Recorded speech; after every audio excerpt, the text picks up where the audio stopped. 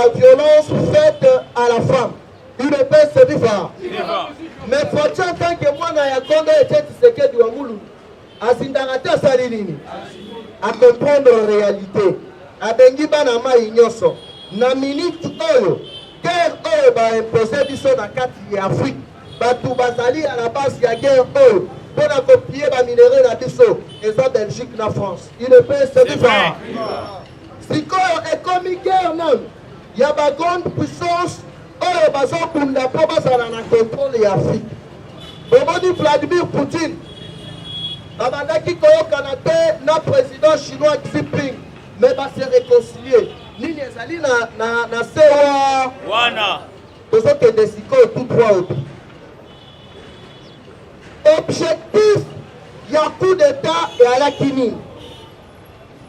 Eza na plusieurs anciens ministres, plusieurs officiers oyo bazali cité na kati ya rapport ya mamping te mais rapport ya ONU. Batu wana bateka ba minéraux ya RDC abusivement. Batu wana bateka uranium na biso abusivement. Une paix c'est vivant.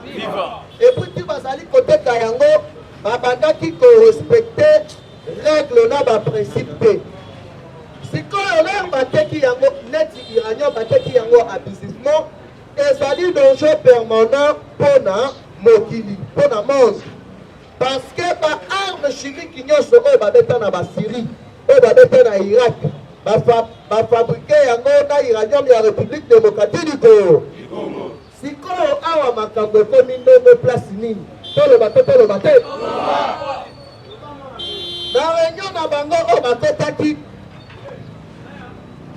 babengisaki Amisi Tango Fort. Boyebi bien Amisi Tango Fort. Fachi azongisaki ye na kati ya bureau. Alobi yo okomi chargé ya makambo donc oza inspecteur ya FARDC. Information nyonso, actualité nyonso oyo etali administration ya FARDC okobanda kopesa ngai rapport ande. Nani a alerté na coup d'état na kati ya RDC? Mutu ya liboso alerté ezali général Amisi Tango parce que aaki na ba dossier belé. Fachi alobi naza capable ya kobatela yo mais à condition que oyebisanga réseau ebandaki kofonctionner lolenge nini. Est-ce que boyebi keno awa na RDC toaki na deux chefs d'état-major, moko na Rwanda, moko na Uganda, moko na Burundi, pardon, moko na Rwanda, moko na Burundi. Baki na ba représentant na bango awa. Boyokaki dernièrement awa, bote ba M23 basali incursion na RDC. Général Tumbo oyo adeposaki minduki basali lisusu déclaration ya bakatakatanga. Projet na bango, kaba na bango ezalaki ni Fatia alakisi bango ke aza iyo mwana ya nkoi. Po mwana ya nkoi azali nkoi. Kabal na bango oyo bapreparaki comprendre que Tshisekedi azali mwana mboka. Moyen ateka mboka ezali. Il faut sikoyo kodéplace ye biso bapaya tozala na contrôle ya mboka. Une paix c'est vivant. La conversation na bango nyonso capté par service stratégique ya Mossad. Kabal ezalaki ndenge nini? Des fois tchake na Éthiopie. Bango ba décréter état d'urgence awa. Ba bloquer RTNC. Ba bloquer aéroport international ya Ngili. Ba bloquer aéroport ya Lubumbashi. Ndolo ba bloquer. La frontière nyonso elingaki ezala sous contrôle. Une paix c'est vivant. Après wana ba généraux, donc chef d'état-major général actuel, ye mutu alingaki abenda masolo. Donc olingaki tokende na schéma ya 1+4. Ye président, après mutu alandi mutu ya service ya Anne, après François Beya, après na ba personnalité mosusu. Après 3 mois, balingaki bakamata pouvoir bapesa yango na ba civil. O ba civil ba mema biso na transition. Comme ça, le président Poitiers pour la sécurité, la communauté internationale pour combattre la yo. Il ne passe viva! Viva! Tout le bateau. Poitiers le binga na Samoa na Yankoi. Na prêtaki déjà serment. Ce qui pour la Kokufa, pour la Congo, la Koku. Na Okufa. Gaï na Kokitawa. Et l'autre Ezali. Comme le Bogangaba. Il ne passe plus fort. Viva! Ok. Nata moi, les amis écoutés. Mon maman, mon maman. Ah. Mambo maso. Maso bili. Oh, yazo le baté mon maman. Azali mo. Sala mesengo kanambe ba ebisie awa na Congo abu o. Yeah! Naloba. Loba. Na beta. Beta. Mambo maso. Maso bili. Mambo maso. Maso bili. Donc soutenir à 100% au Kondiambo. Yaboka. Yaya, nyata. UDPS Viva. Viva. Les militaires balingaki babenda masolo balingi bakamba pendant 3 mois. La formule il y a 1+4. Après on a bakamati pouvoir batesi yango na civil. Civil wana eza ministre en fonction. Na pas y kotanga ba kombo na ye pour na raison politique. Il est pas viva. Viva. Les balingaki bapesa ye pouvoir.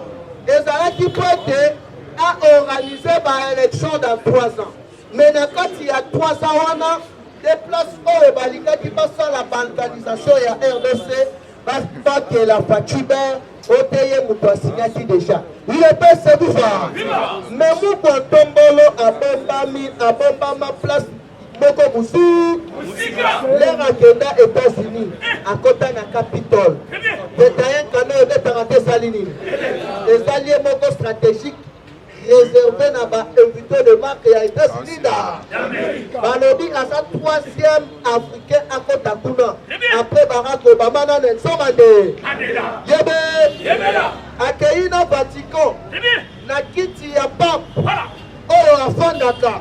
Papa lobi Tshisekedi yako afanda protocole alobi peut-être na pape Bosani. Alobi tenga mutu na lobi afanda parce que na ceinture force moko na katina. Mutu akosove Afrique, mutu akosove RDC Félix Tshisekedi Tshilo. Qu'est-ce que nous sommes pensa bango le lande. Il ne passe plus. Viva! Sikoyo awa alertisé dans la frontière Fati a convoqué ma président Nyonso voisin de la République démocratique du Congo. Vaya awa na RDC to sala évaluation ya accord cadre ya Disabe. Kaka Rwanda obiso tokoya te Fati alobi tosi tokiye. Tombolo lokono nganga ba. Il ne passe plus fort. Rwanda pona nini akini accord cadre ya Disabe. Mais bango sikoyo na minute oyo Facha déclenché guerre. Boye bakena niveau ya Arabie Saoudite. Basignaka partenariat militaire. Arabie Saoudite appelle ça plus de 40 blindés. Ya ofe. Déjà mukolo ya lobi yango tuna este. Oye koya esala nini. Il ne passe plus fort.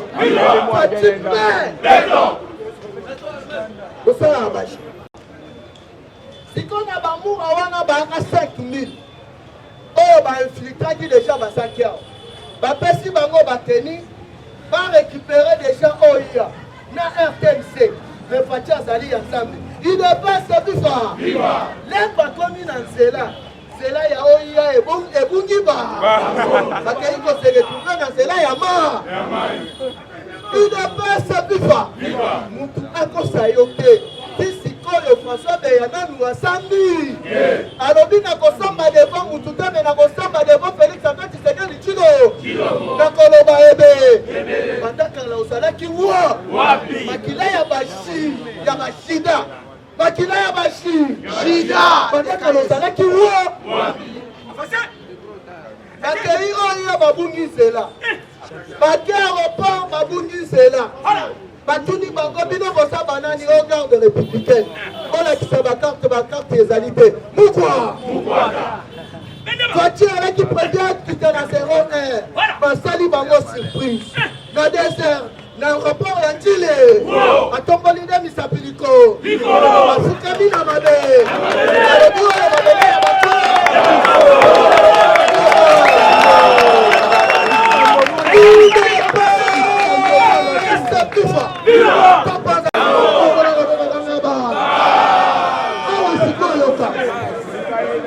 place tozali kochute esalaka bachene politike sikoyo eba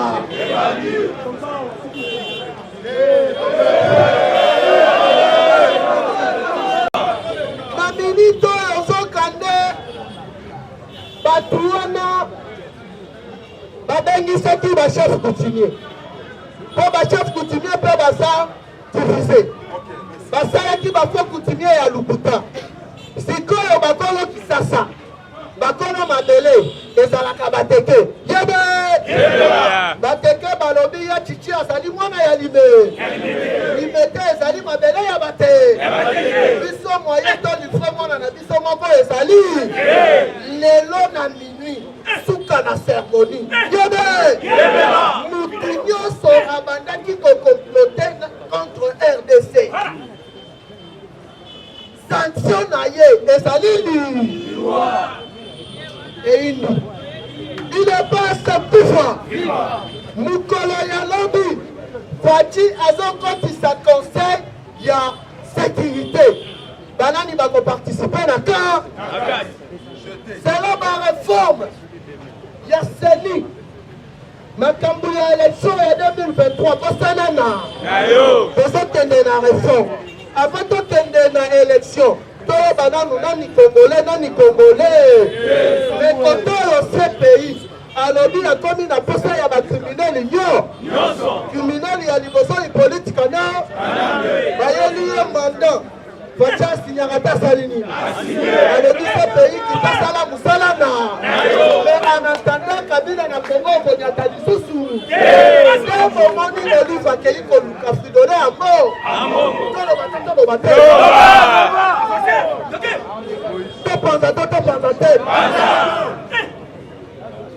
pendant plus de 18 ans yo fridole ya mbongo na mosengi bobenga kabila médiocre mais lelo mokolo ya lobi bomoni fridole ya mbongo asali déclaration na kati ya kingakati alobi nga fridole ya mbongo naza impressionné na réalisation ya baœuvre ya Olive Lembe na mobali na ye désormais nga na koapuye famille Kabila eza déjà message Olive asimbi nyoka atie nyoka na lita système ya Adamu na masumu na bango ekoboma bango nyonso wana ezali mpo na nini leur CPI akoya mpona kokanga bakriminele nyonso ambongo il faut organiser soulèvement na baéglise catholique nyonso mpo bafidele nyonso baapuye Kabila oyo baarete te kabala ezali bongo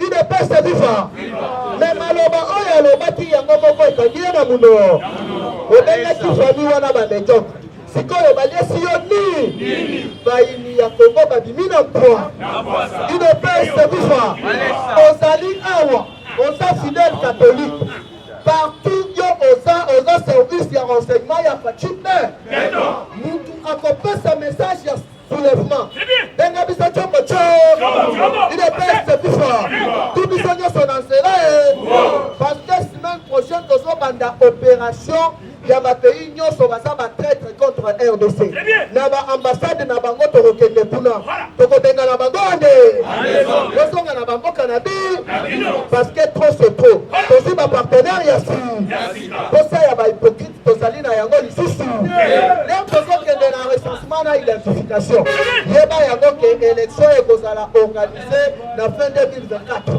idepese viva 2025 tokoyeba président ya RDC ya mais en attendant article 69 de la constitution alobi président akozala wana ti mokolo bakoorganize mapona ikosala opposition ti mokole ngai na binelo Chiba, merci Dominique, merci vraiment na bandeko pour kelos. Il faut voter à l'aéroport na biso ngili na butu ezaki inondé par la population. Eh, on va congolais tango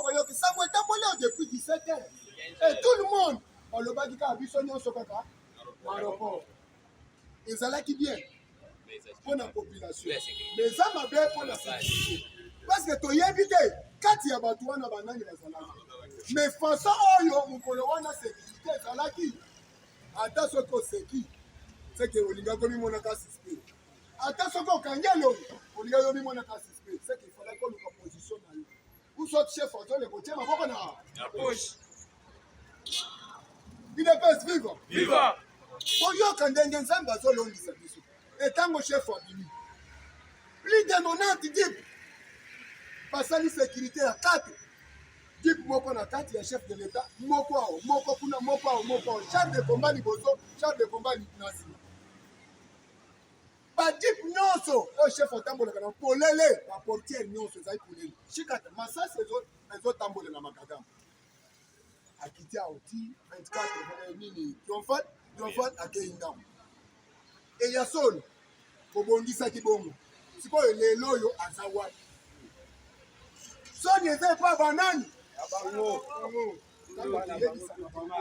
molongi azalaka deja na kobotama soki lelo oza vainqueur ezaka na kobotama na yo nde omoni ata balobaka mwana aza na kindoki wana c'est l'esprit oyo moto abotamaka na ayebanaka ke age moko boya kozwa kindoki e soki obotami moto akosimba mbongo yeba kaka ngonga soki ekoki ekozala na effort moko te okosala ya faci esi ekoki oyo nyonso bino bokosala ekozala zero ekozala zero beta maboko mpona mokonzi ya mboka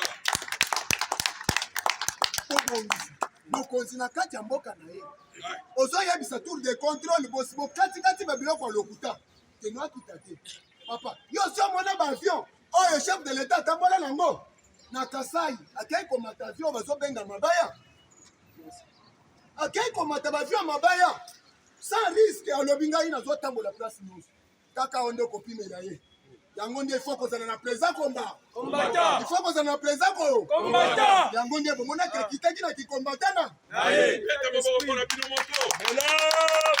ozomibosana boyebi ke chef de l'état azoloba français ozokosalaka azali combatant omakila na ye kikombatant nde ezosala ye wana yango mpe na kati ya courage nde nzambe azalaka na nsima soki oza na courage te nzambe akozala te na courage ya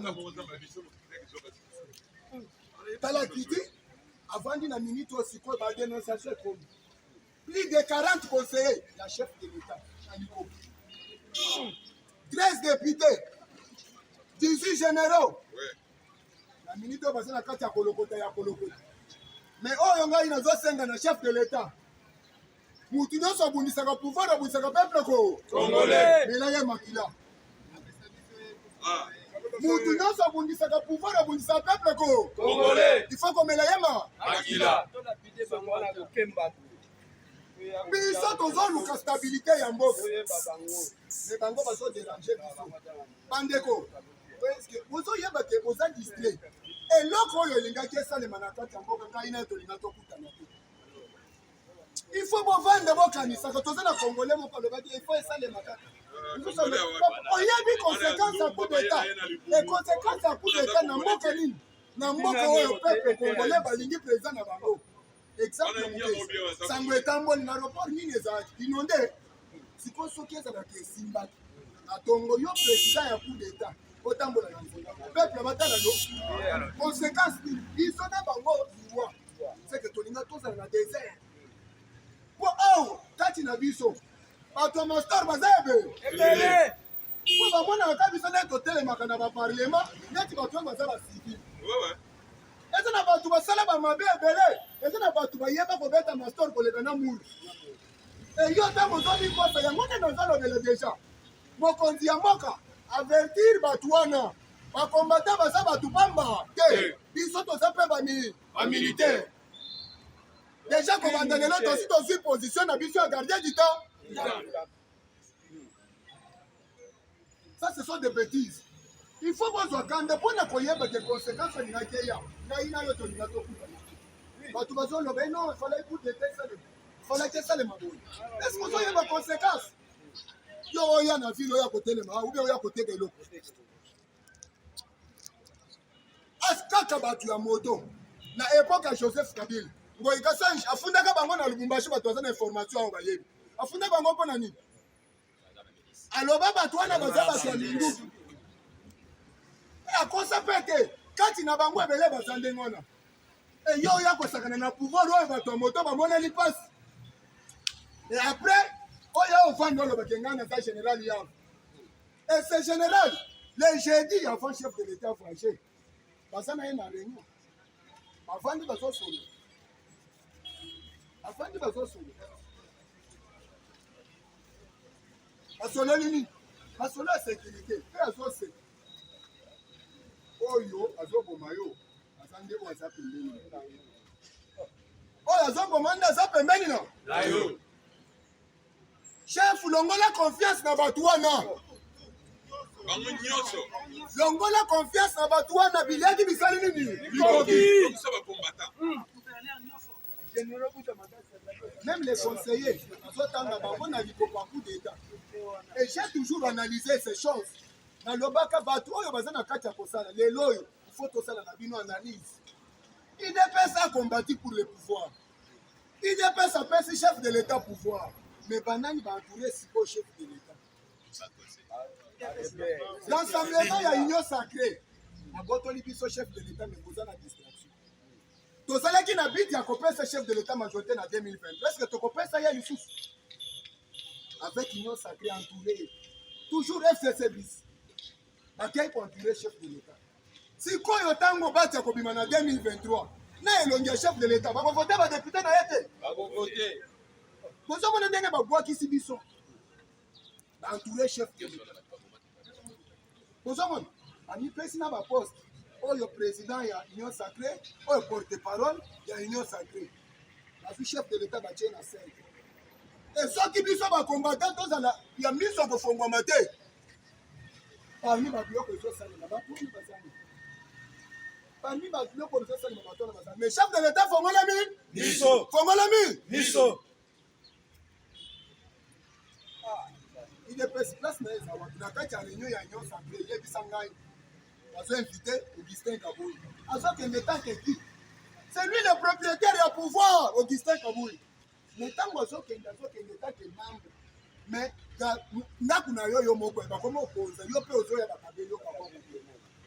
c'est que place vous avez une décision, vous avez une décision, vous avez une décision. Bit na bango, les Anglais ont été majorité en 2020.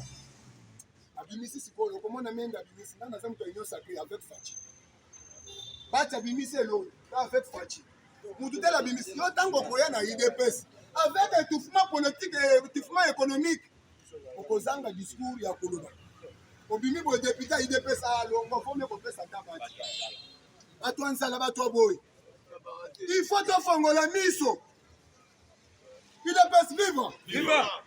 Il faut voir que les loyaux, avec la politique de Fatih Béton, a commis si Kabila faible, a commis si Moïse faible, a commis si Batunion sous le Kotangana, oh, les loyaux sont beaucoup faible. On déjà tosi mutu sur sika comme on a beaucoup. On répond de la tête tosi mutu sika comme on a beaucoup. Jamak pou. Ah, attaque au camp moi. Pressé bomisaka. Pressé ça la ganini. Bomisaka. Dans la conséquence de l'eau qui te bandi si beaucoup dans la mutu nanda. Akozwa mate.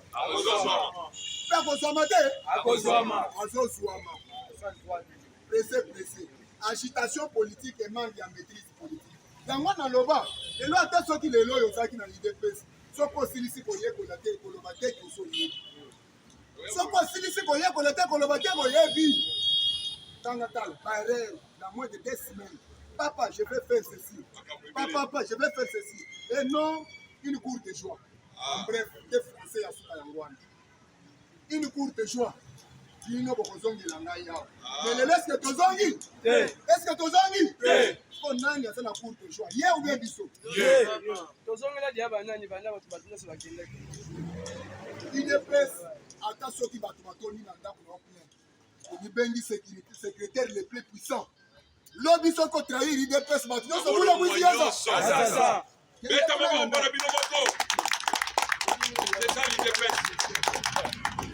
Bande qu'on a vu ça va te donner mausolée. comment quoi qu'il y a soit les na mausolée quand ndenge mkolo le premier wana aleli était bon vidéo tamoli a interpellé que oleli na mausolée pour na est-ce que ça c'est que bato batangi mutu wana basa basoda basa na idéologie peuple congolais pas interpellé mutu asabi alobini non pas itango na zo kanisa litonga na sala et non moni papa akufi désolé c'est on dit kamoni na kosala est-ce que vous ne connaissez pas que l'IDPS c'est un esprit et qui se cache présentement à savoir les esprits tant on vend de l'agitation c'est la canangona détermination c'est l'esprit et cet esprit là c'est quel tu sais c'est quel on vend de kayo moko nana tinda kayo ke ozo libango bamba na mutu nana yebisa ko ke soli gaz ezoya hôtel mapona ko yebisa bango kokosi c'est l'esprit de l'IDPS et cet esprit là ebomisa bato ebele bakufa et tango yo ozoya na likopa ya mabe sima ya IDPS okokweyaka na mai IDPS eza ebale munene oyo ata bote koleka te soki olingi oleka wana ifo kanga kombo ya jésus christ na loboko po otambola na ye elongo ekombo ya jésus christ eza kombo ya echanti soki otamboli na yango te okokoka te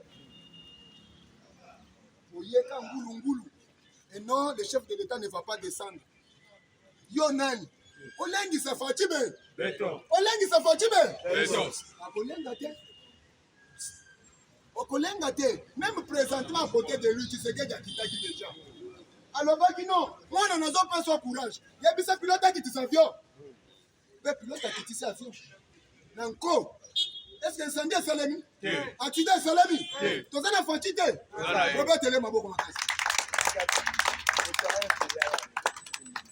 et non rester aussi à la beauté à la télévision RTNC. Avec quelle promesse satanique? Biso ba Congolais to lele yo to la kabiso de beauté à la beauté à la RTNC. Ikopa. Mais kendo ta la RTNC ngo mpudango. Lende tina mine nyo sa kokata. Ya kokota kasi. Ya kokota siko ko sombuma nazo? Nzoto. Tozana bango. La politique, masala ka coup d'état. Na mboka oyo peuple na sala ndi président wana okopesi mais mboka oyo peuple chaque jour olanda ka ba déclaration mususu ata soki toza na nzala me fatiata la kata wana oyeba kango te c'est le peuple congolais okanisa sa Brazzaville nda lobaka bongo c'est le peuple congolais si quoi avec cette détermination yo ya koloba na kosala coup d'état avec quelle population linga ketika na oyo alinga iba koka kutu au sein la coup d'état na RDC il faut voyer bana bato na ba miposa na ata ba européen o ba so manipuler ba qui quand ya bin karudi so tweeter à lobby qu'on la RDC ne sera pas épargnée est-ce que vous yeba na RDC ça vaste et ça continue mobimbeza pays te bazo ça la coup d'état na ba pays ya mike o population bazaneti kombe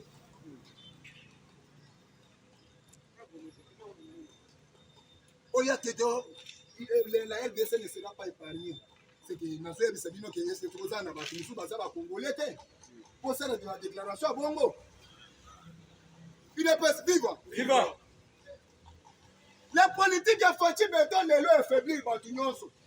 Et pour Nangaï, les lois yotala sont au Koutani na béton, tout en banga na béton. Sont au Koutani na béton, tout. Yangonde Bazar. Quand des années. Condition, la présence américaine. Nous sommes venus signer 4 accords avec les chefs de l'État, comme nous avons vu qu'il a la volonté. La Russie, c'est guerre dans l'Est, mais tout sécuriser, qu'on a ma carrière minière. Oh, il faut te battre dans coup d'État. Autant enseigner à l'Obino, on a passé l'élection. Il faut avoir des critères, mais pas si on veut que c'est l'engagement gouvernement RDC. On a ça l'élection. Totali pour insécurité pour identifier est-ce que ça si avec l'insécurité ça na est c'est une botinda batu ou bien botinda batu pour identifier batali balobi non kabalo ya batu ezaki bo biso tozaki nango pona kokende na glissement tokende na dialogue américain batelemeli foche balobi non dialogue ekoboma mboka tokende na bango ka bongo ti foche aloni makelele esili boka resusi likambo ya dialogue atikali na mai avec Fayoul, à quelque chose le lobbying à $17 000 aux États-Unis. Quand on a 450 millions de dollars, arata mais kasi ozokende na 17 millions okokoka nasi nayebisa bino ke soko okoti na maison blanche okokuta mutu ombodiki eme na po soko okei na maison blanche okokuta mutu ombodiki eme na po yaka oleka kasi soko okolekela na se ya makolo soko okoleka wapi quand papa Tshisekedi formé abanda kokosa biso bato ebele batikala non papa ne nous a pas promis que Félix aza politicien est-ce que mutu ayebaka ke mwana oza na elakelami malamu akodenonse ye yo zelo soko otali free ya malamu na kati ya ndako na yo yango nde okombaka malamu okokosa mwana oyo lokuta bourrique c'est d'une façon koprotéger ye parce que lorsque vous chantez mwana nango aza étoile mwana nango aza étoile vous l'exposez mwana wana lelo toza na bana bapoliticien ebele se boyebaka bango oyebi mpo na nini babombaka bango mpo mokolo mosusu okozela oso oyebi ke mwana aza mwana motu bo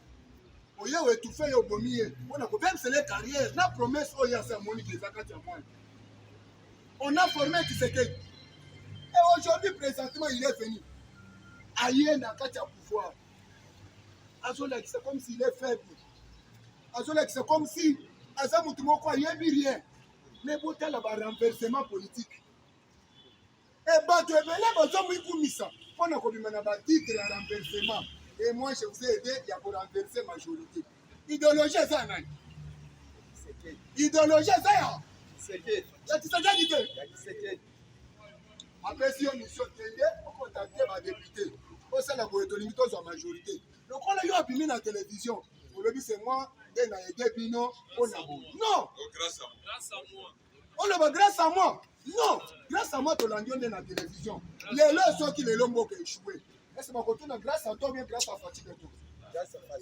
c'est-à-dire nyonso yo okosala eza na kombo ya Fatima ozala na courage te ozo répondre te nayebisaki bino ke toza balongi touti bitumba touti olonga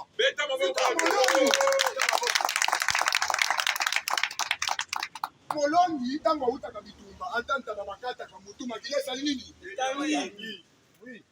nauti explike bino ke bozotelema boyebi te qu'est-ce qui vient de se passer dans notre pays e soki esimbaka ngai na yo tolinga tokutana te comme nous sommes des vainqueurs kendo katata soso motu olia kendo katata soso motu ovandi kaka boyenge non c'est déjà passé vous ne connaissez pas ka lourdeur ya likambo elinga tosalemika kati yango mais avec grâce à Jésus-Christ oyo fati beto akenda na stade alobaki ngai kombo na mboka oyo napesi yango kombo Jésus alobaki napesi RDC kombo Jésus ozo répondre te mpo na nini ozala chocho te baparlementaire bazalaka boye te sikoso oyo balobi sikoyo te tokende marche mpo lelo efalaki tomanifeste mpona kolakisa biso te toza mécontent na likambo oyo communauté internationale elingi esala nini esala ofandi pambo ese boyebi deja ke na baprovince nyonso basi basali yango lobi na kananga ezalaki ndumelu bino oyo bofandi kaka soki boyoki na 10e kuna bakosi bino ete bakombata bazobunda kombata kobunda nini kombata azomanifeste ke aboyi eloko communauté internationale azobusala ne soyez pas distrait mes frères nous avons l'idée avec vous ensemble mais tolike na bino botala sikoyo na uto expliquer bino botala babwakisi biso union sacrée entre les chefs de l'État la majorité que nous cherchons en 2023 est-ce que tokozwa yango tofongola miso bakaboli baposte lelo moto ayi depese oza ozolela ntango ozolela wana eza mpona ni présentement tomango la majorité pasi oyo biso tozosouffrir na bino eza mpona 500 personnes qui sont les députés nationaux nakosi yango prise de décision ya mwana pasi oyo lelo ozoloba ye ministre ya économie lelo tobima na ministre ya FCC tobima na ministre ya boye ya ensemble eza parce que tozangaki majorité mais lokola tozangi majorité tokei na partage ya gato na boyo bazalaki na majorité conséquence wana eyela biso lisusu te na minute oyo bakoma utilize biso kaka na badivision na UDPS oyo protel bazodivise biso est ce que oyo bazodivise biso eza objectif na biso objectif na biso na 2023 eza kopesa fati majorité me tokopesa majorité na ndenge nini il faut na tofongola miso mpona koyeba nani aza pembeni na aye yango nde nazosaka mukwa ntombola beton fongolami miso ata courage mobali nayebi bien ke nsima makambo ebele oyo uti osala na Kasai yango nde lelo olati poso encore Você!